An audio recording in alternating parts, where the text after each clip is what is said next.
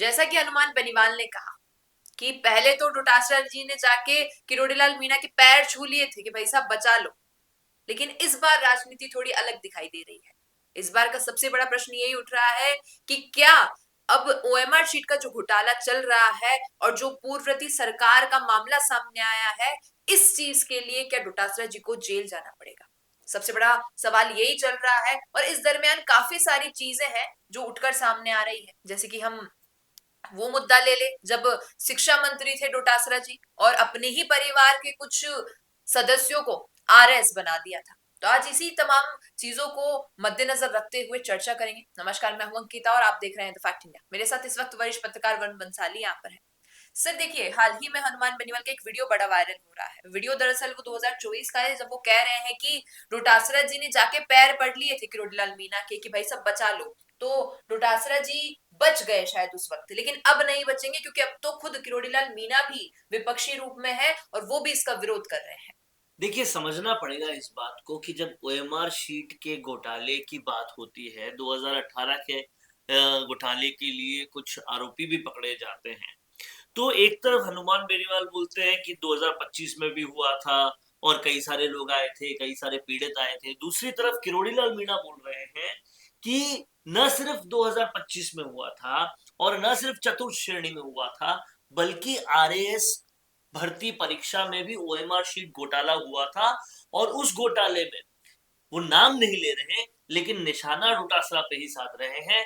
कुछ मंत्रियों के, पूर्ववर्ती सरकार के कुछ मंत्रियों के रिश्तेदार जो आरएएस बने थे, वो भी ओएमआर शीट घोटाले की वजह से ही बने थे।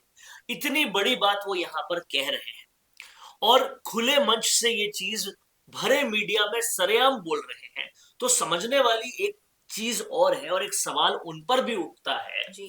कि किरोड़ीलाल मीणा जी, आप खुद कह रहे हो कि आपने सबूत दिए एसओजी को जाकर प्रोटोकॉल तोड़कर कि आरएएस भर्ती परीक्षा में भी ओएमआर शीट घोटाला हुआ। हनुमान बेनीवाल जी कह रहे हैं कि 2025 में भी हुआ। तो देर किसकी है, कार्रवाई क्यों नहीं हो रही? आप अपने ट्विटर में डाल रहे हो कि आप मुख्यमंत्री जी से शिष्टाचार भेंट कर रहे हो। आप उस भेंट में कार्रवाई करने के लिए कह क्यों नहीं रहे? मंत्री होते हुए आपकी कार्रवाई के लिए कहने के बाद भी क्यों नहीं कार्रवाई हो रही? इतने वक्त तक कार्रवाई नहीं होना, ये कहां तक सही है? इन सारे सवालों के जवाब कौन देगा? अगर आपने पूरी तहकीकात कर ली थी, सबूत दे दिए थे एसओजी को, अब तो सरकार आपकी है, क्यों कार्रवाई नहीं हो रही? डोटासरा जी जेल जाएंगे, उनके रिश्तेदारों ने आरएएस भर्ती परीक्षा में घोटाले किए थे, ये सवाल तो आप उठा दे रहे हो। पर आप पे सवाल जो बनता है कि अभी तक कोई कार्रवाई क्यों नहीं हो रही? सिर्फ कहने भर से कि मगरमच्छ कब पकड़े जाएंगे, मगरमच्छ अब पकड़े जाएंगे, लेकिन मगरमच्छ पकड़े तो जा ही नहीं रहे। चाहे मसला पूर्ववर्ती सरकार का हो, चाहे मसला अब जो पकड़े जा रहे हो उनका हो, सिर्फ मछलियां ही तो पकड़ी जा रही है।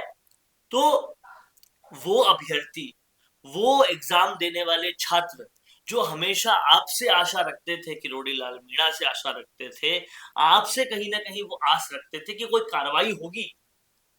अब कार्रवाई क्यों नहीं हो रही? और अगर अब कार्रवाई नहीं हो रही इतने वक्त के बाद भी, तो क्या हनुमान बेनीवाल उस वक्त सच कहते थे कि किरोड़ीलाल मीणा कोई भी काम शुरू करते और अधूरे में छोड़ देते? जी। क्या ये सच था? तो समझना पड़ेगा। दोषी है उसको जेल में डाले, कार्रवाई करें, कार्रवाई होती क्यों नहीं है? और अब इससे हो क्या रहा है? गंभीर परिणाम समझिए क्या हो रहे हैं। एक अभ्यर्थी जिसके पीछे पूरा परिवार आशा रखता है कि ये पेपर देगा तो सरकारी नौकरी लगेगी, सरकारी नौकरी लगेगी तो पूरा परिवार का लालन पालन करेगा। वो पेपर देने के बाद घोटाले हो जाते हैं, उस घोटाले की आवाज उठाता रह जाता है। 7-7 8-8 सालों तक कुछ हो ही नहीं रहा उन घोटालों पर, और उसकी एज बार हो जाती है। अब वो कैसे एग्जाम देगा और कैसे ये उम्मीद उसके मन में आएगी कि जो मैं एग्जाम दूंगा उसमें पास ही हो जाऊंगा, क्योंकि कहीं पर पेपर लीक, कहीं पर ओएमआर शीट घोटाले, किस तरह से होगा? वो अभ्यर्थी क्या करे? जी। और सर जो इस वक्त का, जैसे आपने सारे चीज तो बोल ही दिया, लेकिन ओएमआर शीट का जो घोटाला है कोई भी एक्सेप्ट करने को तैयार नहीं है कि 2025 में भी हुआ है।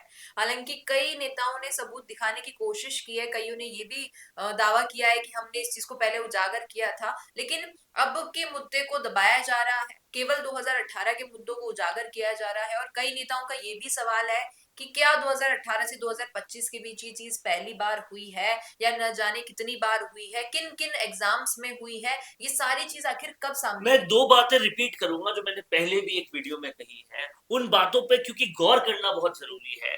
अगर 2026 में 4 अधिकारी पकड़े जाते हैं ये कहकर कि इन्होंने 2018 में ओएमआर शीट घोटाला किया था, तो वो 4 अधिकारी 2018 में कुछ चीज करते हैं और 2025 में नहीं करते, क्या ये संभव है?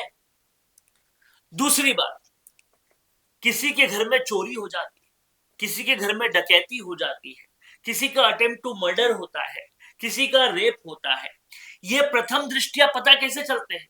जब पीड़ित सामने आते हैं, जब पीड़ित बताते हैं कि हाँ ये चीज हुई है। चोरी का पीड़ित सामने आता है, हमारे घर में चोरी हो, इस तरह से तो सामने आता है। तो 2025 में जब इतने सारे पीड़ित सामने आए थे, जब हनुमान बेनीवाल ने भी बोला था, तो वो पीड़ितों की सुनवाई कहाँ हुई? उनकी जो आरोप था उस पर जांच कहाँ हुई? और क्या उस पर जांच होकर फिर 2018 के मामले पकड़े गए, लेकिन 25 में जो लोग कह रहे हैं उनको इग्नोर कर दिया गया? क्यों? क्या ये थ्योरी सही है कि जिस सरकार में जो चीज हो रही है, पुलिस क्योंकि वो उस सरकार की होती है, वो उस सरकार के किसी भी घोटाले को नहीं पकड़ती? क्या ये चीज सही होती? और अगर ये चीज सही होती है तो वो अभ्यर्थी की क्या गलती, क्योंकि सरकार शासन तो 5 साल का होता है। क्या वो अभ्यर्थी वेट करे 5 साल पेपर देने के बाद कि अब मुझे इंसाफ मिलेगा, फिर मैं 6ठे 7वें 8वें साल पेपर दूंगा? क्या इतना एज गैप रहता है? ये सारी चीजों के जवाब कौन देगा? और ओएमआर शीट पहले होता था पेपर लीक घोटाला, तब पेपर याद करना पड़ता था, जितने क्वेश्चंस आते थे वो तो याद करने पड़ते थे। अब ओएमआर शीट घोटाला होने लग गया। ऐसे में कोई सरकारी नौकरी की प्रक्रिया पर भरोसा करे तो कैसे करे?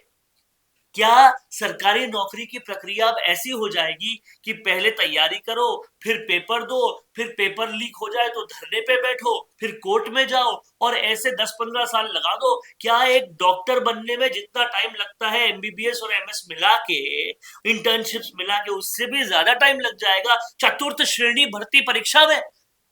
कौन बताएगा ये सब कुछ? बिल्कुल। अब सवाल शायद मुझे करने की आवश्यकता भी नहीं पड़ेगी। सर ने बहुत सारे सवाल जनता के लिए छोड़े हैं, सरकार के लिए छोड़े हैं, प्रशासन के लिए छोड़े हैं। तो इन सब प्रश्न में से आपके पास किस चीज का उत्तर है, कमेंट में बता दीजिएगा। पसंद आया हो ये वीडियो तो इसे लाइक करना, शेयर करना और हमारे चैनल द फैक्ट इंडिया को सब्सक्राइब करना ना भूलें। धन्यवाद। रुकिए और जरा ध्यान से सुनिए। क्या आप हमारी इन खबरों से अपने व्यापार को भी बढ़ाना चाहते हैं?